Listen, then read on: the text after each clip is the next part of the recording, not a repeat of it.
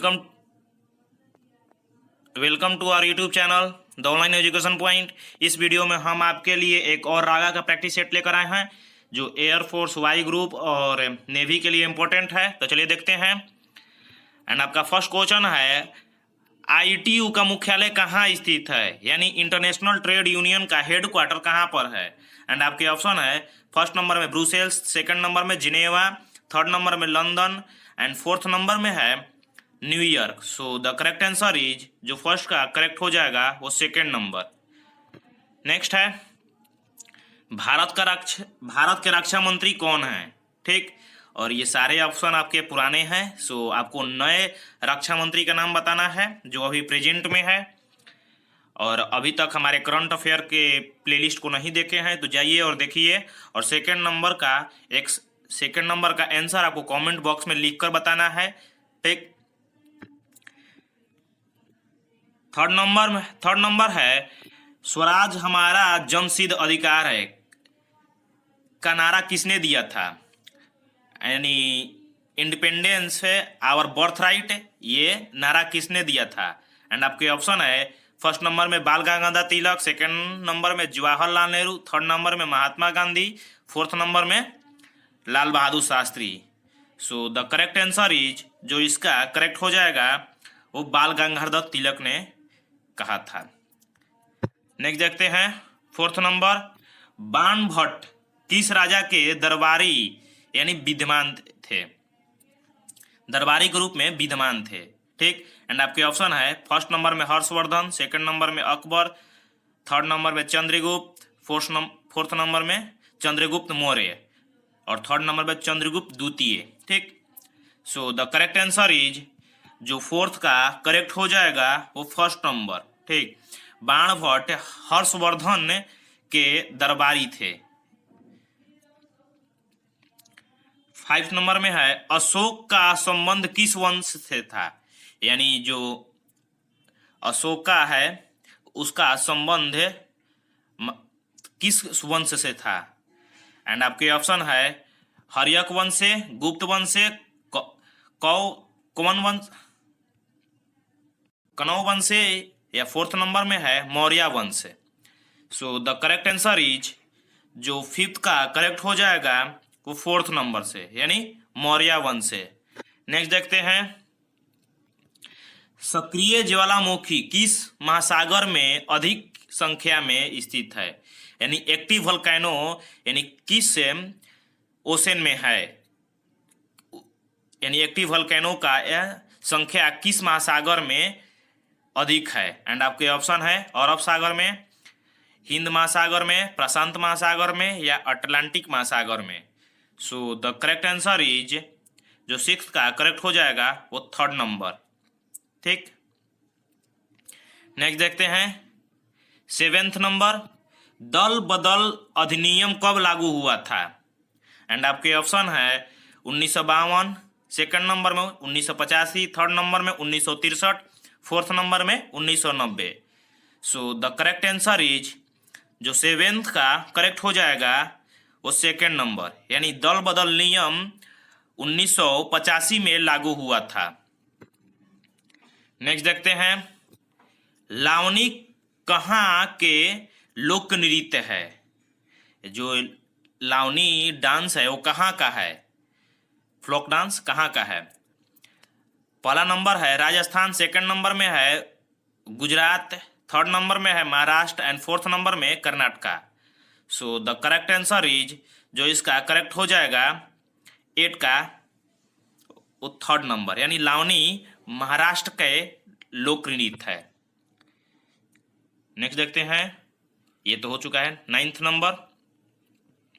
Ninth number है, विश्व पर्यावरण दिवस कब मनाया जाता है, यानी world environment day is celebrated on 21 July, 12 September, 8 September या 5 June. So the correct answer is, जो 9th का करेक्ट हो जाएगा वो फोर्थ नंबर, यानी 5 जून को विश्व पर्यावरण दिवस मनाया जाता है। नेक्स्ट है 10 नंबर, 2020 विश्व कप 2020 कहाँ खेला जाने वाला था, जो ये 2020 का वर्ल्ड कप था वो कहाँ खेला जाने वाला था, जो कैंसिल हो चुका है कोविड-19 के कारण। सो आपका ऑप्शन है England, Australia, New Zealand and Bharat. So the correct answer is जो 2020 वर्ल्ड कप 2020 वो ऑस्ट्रेलिया में खेला जाने वाला था। नेक्स्ट देखते हैं 11th नंबर। आपको बताना है कि ये जो श्रृंखला लिखा गया है इसके जो क्वेश्चन मार्क दिया गया है नेक्स्ट टर्म में, ये क्वेश्चन मार्क पर कौन सा ऑप्शन आपको होगा। चलिए देखते हैं। फर्स्ट टर्म में है ए बी सी, सेकेंड में है बी सी डी, थर्ड में है सी डी ई। यदि हम इसको ध्यान से देखें तो फर्स्ट नंबर ए से शुरू हुआ है, सेकेंड नंबर बी से और थर्ड नंबर सी से शुरू हुआ है।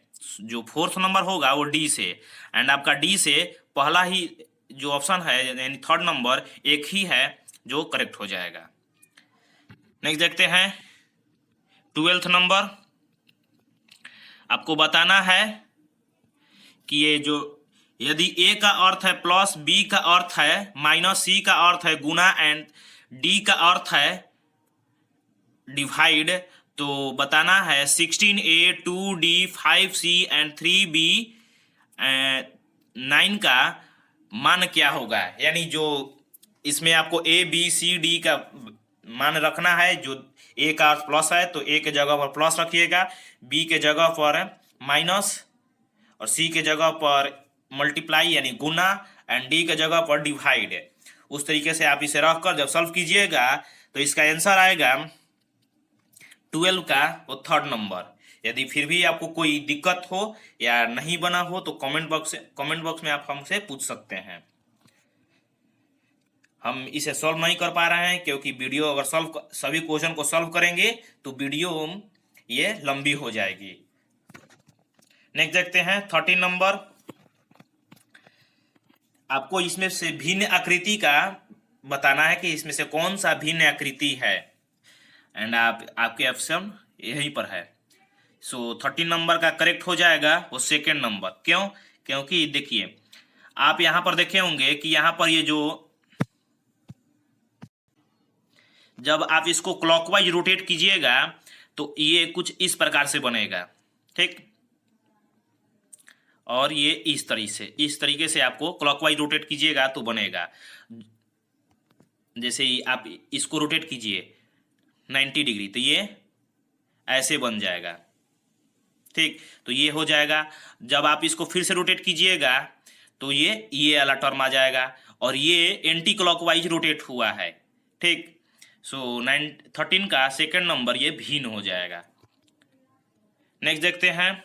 आपको बताना है कि ये जो क्वेश्चन मार्क है इसके जगह पर कौन सा ऑप्शन आपका होगा, और आप ये इसे देख सकते हैं। ये प्रश्न आकृति है, ये उत्तर आकृति है। तो चलिए देखते हैं।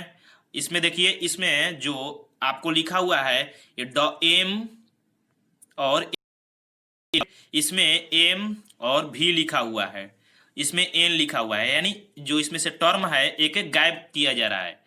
इसमें से ये एक लाइन गायब कर दिया गया। नेक्स्ट में ये ऊपर ये भी गायब कर दिया गया, यानी पूरा के पूरा ये गायब कर दिया गया। चलिए मैं आपको फिर से बताता हूँ। जो इसमें ये टर्म है, इसमें ये टर्म ये बिल्कुल गायब कर दिया गया, ठीक। तो ये बन गया। नेक्स्ट में ये भी गायब कर दिया गया, ठीक।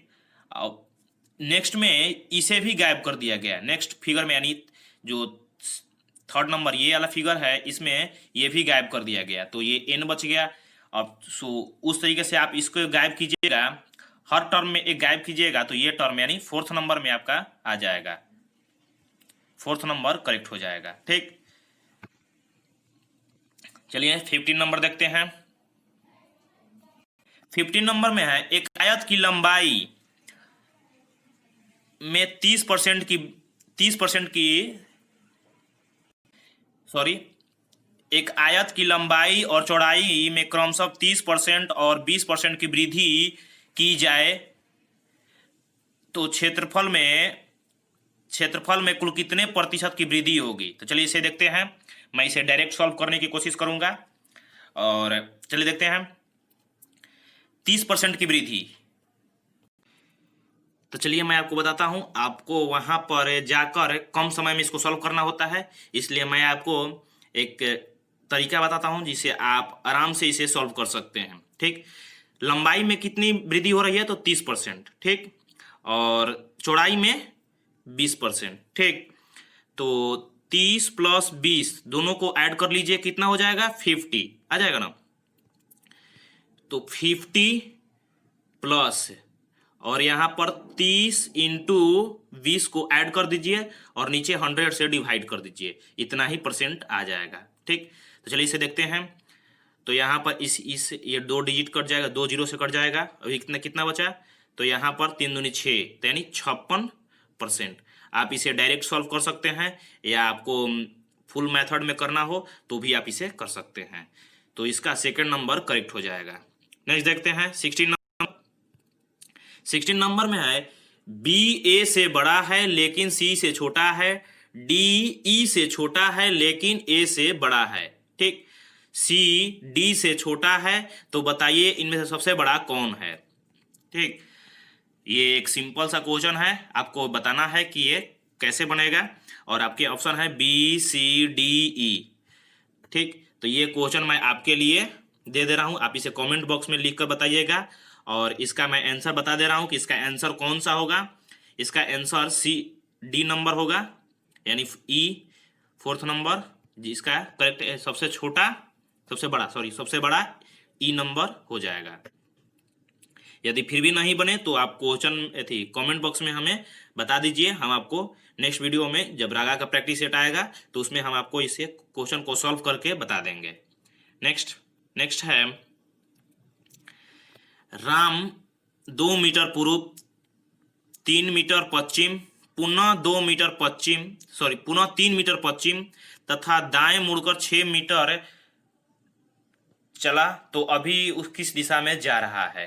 ठीक, तो आपको डायरेक्शन आपको नहीं मालूम है, तो आप इसे एक प्लस का चिन्ह दीजिए, जिसमें ऊपर नॉर्थ होता है, और जो आप अगर नॉर्थ को फेस कर रहे हैं तो आपका राइट हैंड ईस्ट हो जाता है, और जो आपका लेफ्ट हैंड है वो वेस्ट हो जाता है, और आपका नॉर्थ का जो अपोजिट होता है वो साउथ। ठीक, तो चलिए इसी दिशा पर बनाएंगे, इसी डायरेक्शन पर।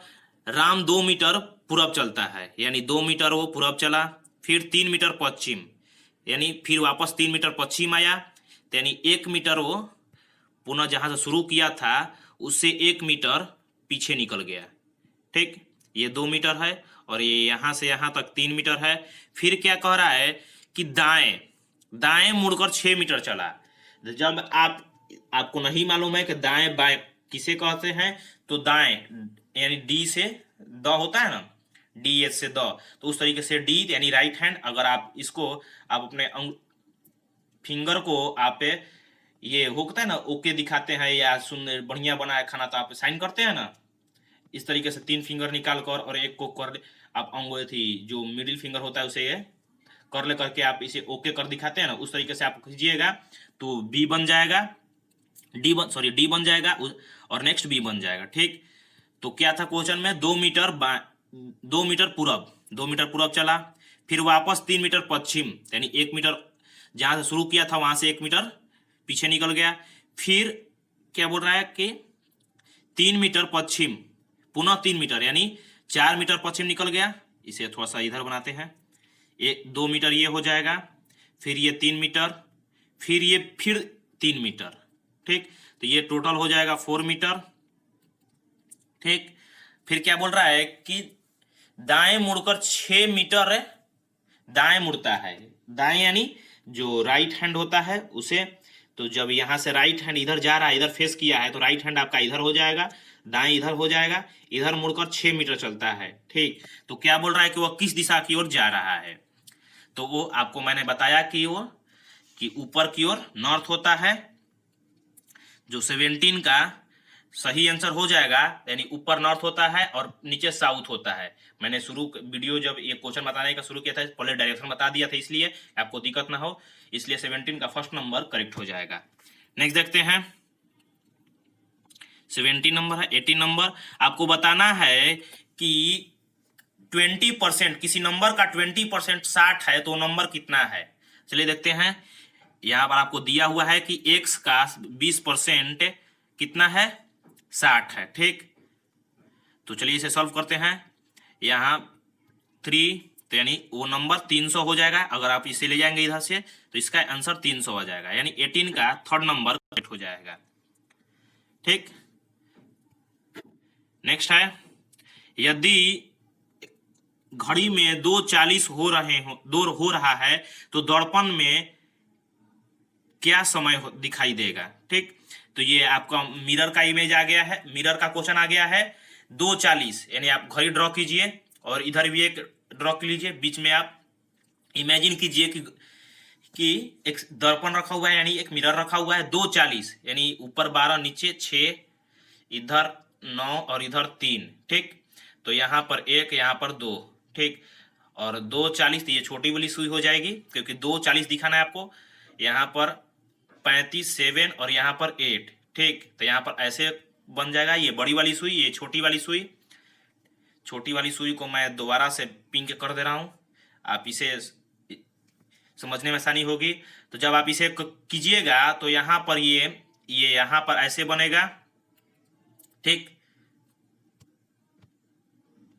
जब आप इस यहाँ पर मिरर रखिएगा, आप इसे घर पर भी एक्सपेरिमेंट करके देख सकते हैं उस तरीके से। तो ये करीब करीब ऐसे बना होगा। ठीक, करीब करीब ऐसे बना होगा और ये इस तरीके से। तो यहाँ पर 9 होता है, यहाँ पर 9 होता है। ठीक, ये वेल स्केच तो नहीं है, आपको ये रफ स्केच है, इसलिए यहाँ पर थोड़ा सा एडजस्टमेंट करना पड़ेगा आपको। और उस तरीके से यहाँ पर 9:20 हो जाएगा। ठीक, 19 का फोर्थ नंबर करेक्ट हो जाएगा। नेक्स्ट देखते हैं, आपको ये कैलेंडर और आपका क्वेश्चन है, यदि 1 अक्टूबर को रविवार था तो 1 नवंबर को कौन सा दिन होगा? एंड आपको ऑप्शन है बुधवार, मंगलवार, रविवार एंड सोमवार। तो चलिए देखते हैं कैसे बनेगा। क्या बोल रहा है? 1 अक्टूबर को रविवार। ठीक, तो 1 नवंबर को आपको बताना है। ठीक, कुल दिन कितने होते हैं? तो 31। ठीक, और विषम दिन कितने हो जाएंगे? यानी 30, 31 और 1 नवंबर, तो 3 दिन। ठीक, तो 3 दिन कितने हो गए? तो आपको माने विषम डे में यानी कितने एक्स्ट्रा डे हो जाएंगे? तो 30, 31 और ये 1। ठीक, और आप इसे डायरेक्ट ऐड कर सकते हैं रविवार, यानी 1 अक्टूबर को रविवार था तो यहां पर कौन सा दिन हो जाएगा?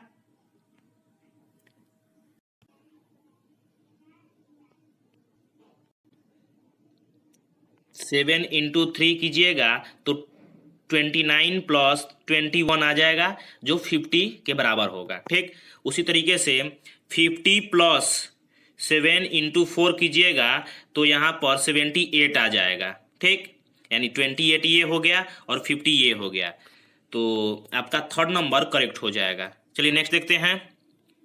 नेक्स्ट है 24। आपको मिसिंग टर्म बताना है कि जो क्वेश्चन मार्क है यहाँ पर कौन सा डिजिट होगा, यानी कौन सा आपका करेक्ट होगा। एंड आप चलिए तो इसे सॉल्व कर देते हैं, उसके बाद देखेंगे कौन सा ऑप्शन मैच कर रहा है। तो हम मिसिंग टर्म पर x लेते हैं और 72, फिर यहाँ पर 50 ले लेंगे और यहाँ पर x ले लेंगे, क्योंकि दोनों का टर्म सेम है। और जब इसे क्रॉस मल्टीप्लाई करेंगे तो क्रॉस मल्टीप्लाई करने के बाद आपका जो बनेगा, मैं इसे थोड़ा सा जूम इन कर रहा हूँ ताकि यहाँ पर लिख ले।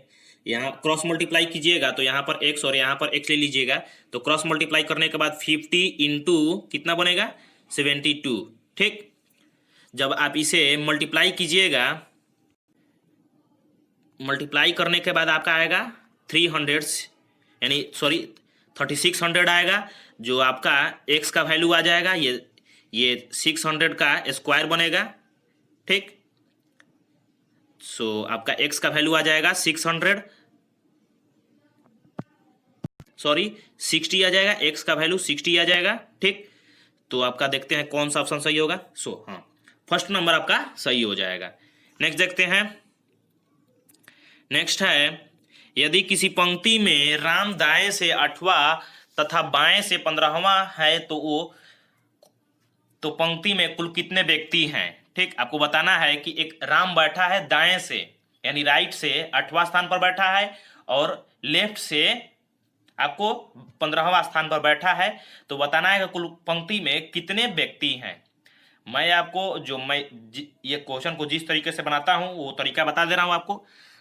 यदि आपको अपना बनाना हो अपना तरीके से तो वो भी बना सकते हैं।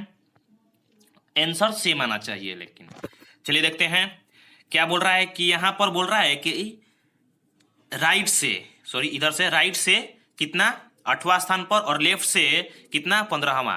तो यानी जो ये पोजीशन है ये 2 बार काउंट हो गया, राइट से भी काउंट हो गया और लेफ्ट से भी। तो जब इन दोनों को ऐड करेंगे तो उसमें से एक सब्ट्रैक्ट कर देंगे। ये है मेरा जो क्वेश्चन को मैं जिस तरीके से सॉल्व करता हूँ ये मेरा तरीका है। ठीक, आप जिस तरीके से सॉल्व कर सकते हैं उस तरीके से भी आप इसे कर सकते हैं। तो कितना आएगा इसका आंसर, यानी 15 + 8 को ऐड करेंगे तो कितना होगा 15 + 8 - 1। ठीक, तो यहाँ पर आपका 22 करेक्ट हो जाएगा, यानी 25 का सेकेंड नंबर करेक्ट हो जाएगा। चलिए नेक्स्ट देखते हैं। ये तो बन चुका है 26। ठीक, 26 नंबर देखते हैं। 26 नंबर में है 15 विद्यार्थी का औसत उम्र 18 वर्ष है। यदि उनके शिक्षक की आयु यानी उम्र भी शामिल कर ली जाए तो औसत उम्र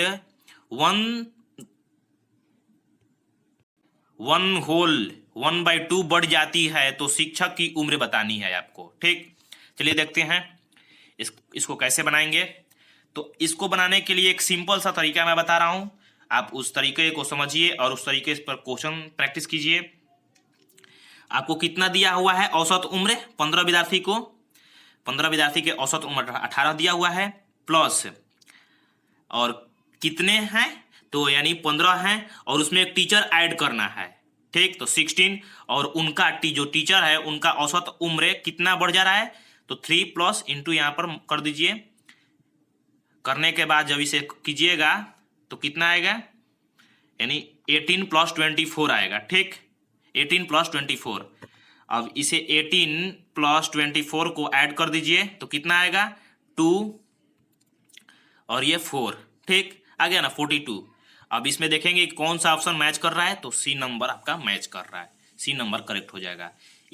ये मैं इस तरीके से आपको बताया, मैं इस तरीके से बनाता भी हूँ। जिस तरीके से मैं बनाता हूँ शॉर्टकट ट्रिक या आपको वहाँ पर टाइम मैनेजमेंट देखते हुए इसे सॉल्व करना होता है, क्योंकि आपको 30 क्वेश्चन सॉल्व करना होता है वहाँ पर और जल्द से जल्द करना होता है।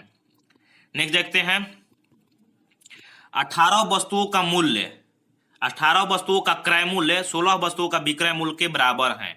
तो आपको प्रतिशत लाभ बताना है। ठीक, तो चलिए इसको देखते हैं कितना है 18 वस्तुओं का क्रय मूल्य। जो 18 वस्तुओं का क्रय मूल्य है वो कितने के बराबर है, यानी 16 वस्तुओं के विक्रय मूल्य के बराबर। ठीक, और कितना लाभ हुआ तो यानी यहाँ पर इनका गैप आप देख लीजिए कि इनका ये और इनका गैप कितना है, यानी जो विक्रय मूल्य है कितने वस्तुओं का विक्रय मूल्य और कितने वस्तुओं का क्रय मूल्य का गैप। ठीक, तो आप यहाँ पर नोट कर लीजिए कि कितने वस्तुओं का क्रय मूल्य का गैप कितने वस्तुओं का विक्रय मूल्य का गैप होगा। ठीक, नोट करने के बाद आपको यहाँ पर कितना दिया हुआ है 18 वस्तुओं का क्रय मूल्य किसके बराबर है 16 वस्तुओं के विक्रय मूल्य के बराबर। तो यहाँ पर जो विक्रय मूल्य के बराबर है, यहाँ पर एक बार ध्यान से पढ़िएगा तो 18 वस्तुओं का जो क्रय मूल्य है वो किसके बराबर है तो 16 वस्तुओं के विक्रय मूल्य के बराबर। सो आप जो उसका 18 वस्तुओं का जो क्रय मूल्य हुआ वो 16 वस्तुओं के विक्रय मूल्य के बराबर हुआ। ठीक है, तो 18 वस्तुओं को कितने दामों में बेचा, यानी एक वस्तु को एक रुपए में बेचा तो 18 वस्तुओं को कितने दाम में बेचा तो 16 रुपए में बेचा। ठीक, तो यहाँ पर 16 लिख लीजिएगा और आप इसे 100 से मल्टीप्लाई कर दीजिएगा। ठीक, आपका आंसर आ जाएगा 2 8 जा और यहाँ पर 100/8 आ गया। अगर आप 100/8 को कीजिएगा डिवाइड तो यहाँ पर 8 2 यहाँ पर 2 8 दूनी 8 1 2 जा 16 तो यहाँ पर 4 बचेगा, ठीक। और 0.5 यानी फर्स्ट नंबर आपका करेक्ट हो जाएगा, फर्स्ट नंबर करेक्ट हो जाएगा, 12.5 इसका आंसर आ जाएगा। नेक्स्ट देखते हैं, किसी समचतुर्भुज के विकर्ण 14 सेंटीमीटर और 30 सेंटीमीटर हैं। यानी किसी कोई चतुर्भुज है जिसका डायगोनल 14 सेंटीमीटर और 30 सेंटीमीटर दिया हुआ है, तो उसका क्षेत्रफल बताना है, ठीक। तो चलिए इसे सॉल्व करते हैं। और आपको मालूम होगा कि जब भी आपको डायगोनल दिया हो और आपसे एरिया पूछे तो क्या करना है, 1/2 इंटू डायगोनल को मल्टीप्लाई कर देना है, डायरेक्ट आंसर आ जाएगा। यानी यहाँ पर 12 यानी 12 30 जा यानी 360 आएगा, 360 थर्ड नंबर में करेक्ट हो जाएगा। ये एक फार्मूला होता है, यदि आप नहीं पढ़े हैं तो जाइए आप पढ़िए, क्योंकि इस तरीके से क्वेश्चन आपको एक ना एक जरूर पूछेगा। नेक्स्ट है 40% और 30% के क्रमशः 2 बटे का सामूहिक बटा है। यानी एक 40% और एक 30% का 2 कंसेक्यूटिव डिस्काउंट दिया गया है। तो बताइए कि उसमें नेट डिस्काउंट कितना होगा, यानी समुच्चय डिस्काउंट कितना होगा, आपको बताना है। तो चलिए देखते हैं कि कैसे होगा। इसे भी हम उस तरीके से सॉल्व करेंगे जो आपको लेंथ और ऊपर के क्वेश्चन में था ना, जो 50 नंबर क्वेश्चन था, उसी तरीके से सॉल्व करेंगे। लेकिन वहां पर आपको डिस्काउंट है तो यहाँ पर माइनस करेंगे, और वहां पर पूछ रहा था कि कितना वहां पर वृद्धि हुई थी, तो इसलिए वहां पर प्लस किए थे, और यहाँ पर माइनस करेंगे। क्यों? क्योंकि यहाँ पर डिस्काउंट है, ठीक। यही आपको थोड़ा सा कंसंट्रेट करना होता है कि कब माइनस होगा और कब प्लस होगा। और ये ट्रिक जो है वो सब एवरी माने कि किसी भी कंडीशन में आपको अप्लाइड है, ठीक, अप्लाइड इन ऑल कंडीशन। लेकिन आपको एक ध्यान रखना होगा एक बात की कि कब ये प्लस होगा और कब ये माइनस होगा। तो चलिए देखते हैं, ये दोनों डिजिट को ऐड करेंगे, ऐड करने के बाद कितना है 70, और यहाँ पर डिस्काउंट है तो माइनस करेंगे, फिर इन दोनों डिजिट को मल्टीप्लाई करेंगे और 100 से डिवाइड कर देंगे। यहाँ पर ये हो जाएगा, कट जाएगा, तो कितना बचा 70 - 21 बचा ना। जब 70 - 21 बचा तो इसको 70 - 21 में से जब सब्ट्रैक्ट करेंगे तो कितना बचेगा,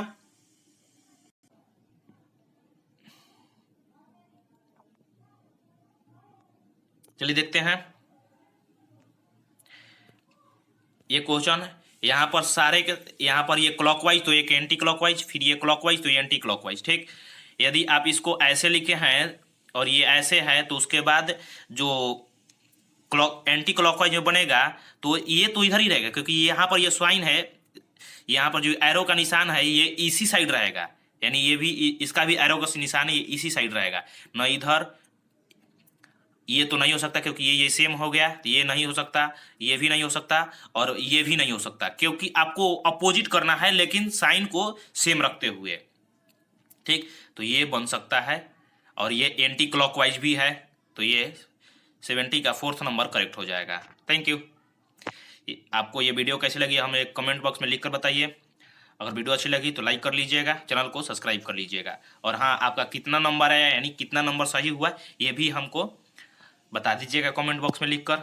और जो क्वेश्चन मैंने आपको दिया है, यदि आपसे नहीं बनता है तो हमें कमेंट बॉक्स में बता दीजिए कि ये कौन सा क्वेश्चन है नहीं बन रहा है, हम इसे नेक्स्ट वीडियो में बनाने की कोशिश करेंगे। Thank you.